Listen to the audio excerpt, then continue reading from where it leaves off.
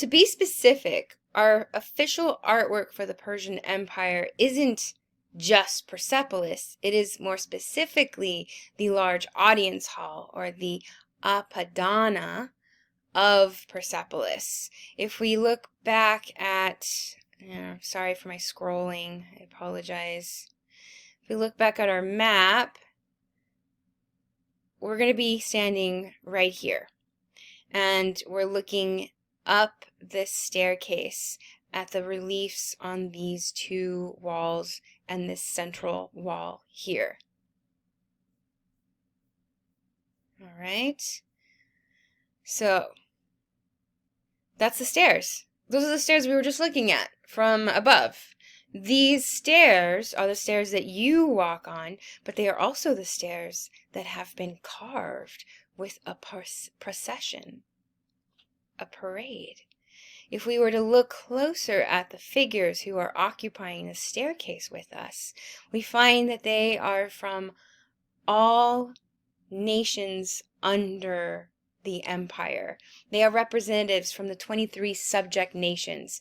They are identified as the Babylonians, Egyptians, Nubians. There are nations called the Medes and the Elamites. All of them are here to bring tribute to the king.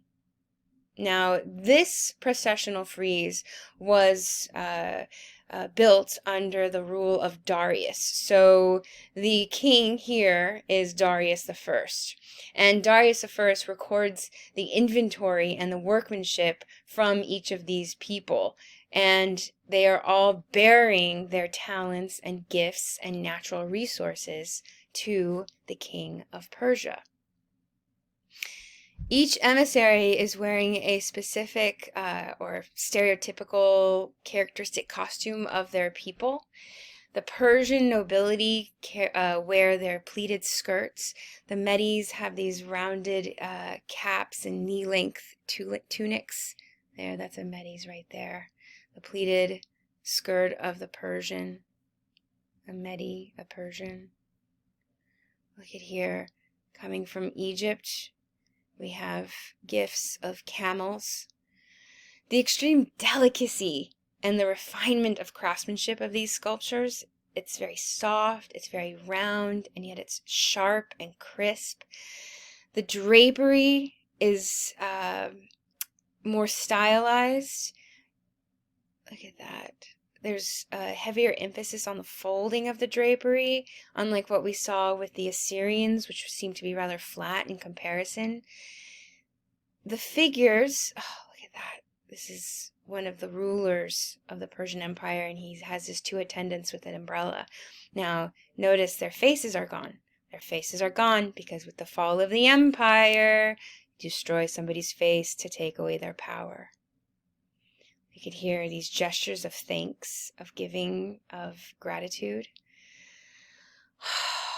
It's just lovely. It's just lovely. Now remember, these would have been brightly painted, and they would have been everywhere around the palace, around the complex. This is another area, not the audience hall, but these have been painted and glazed.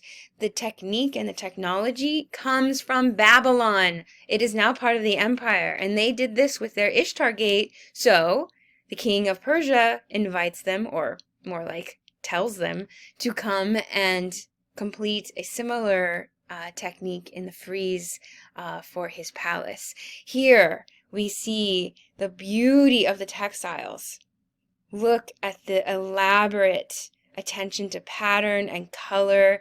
These types of textiles we no longer have actual evidence of, and they only survive in these very rare forms and preserved paintings.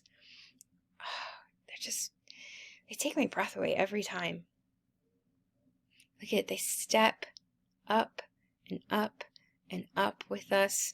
There are other portions of the frieze where you turn at corners and you see the attacking of lions and deer. The idea, again, very much like what we saw in Assyria, the Assyrian kings showing their dominance and their force over the predator and the prey.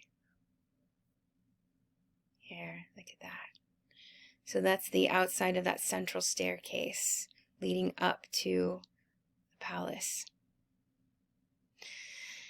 Now I'm going to include a video showing walking up the processional staircase because I want you to get a sense of scale. So it's going to be included below in the Canvas portion or the Canvas version of these videos.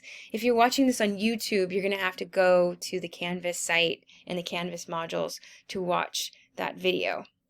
The fall of the Persian Empire comes with the rise of the Greek, or technically he's Macedonian, the Greek Macedonian Alexander the Great.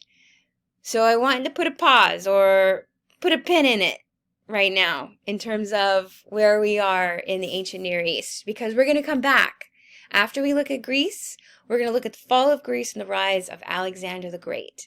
If these names sound familiar to you, you're probably excited. If these names are very unfamiliar to you, don't worry about it. We're going to get through this, and I'm going to introduce them to you, and you're not going to be overwhelmed. Instead, I want you just to remember this, set it aside, because we are going to make very strong comparisons between the ancient Greeks and the powerhouse of the Persian Empire.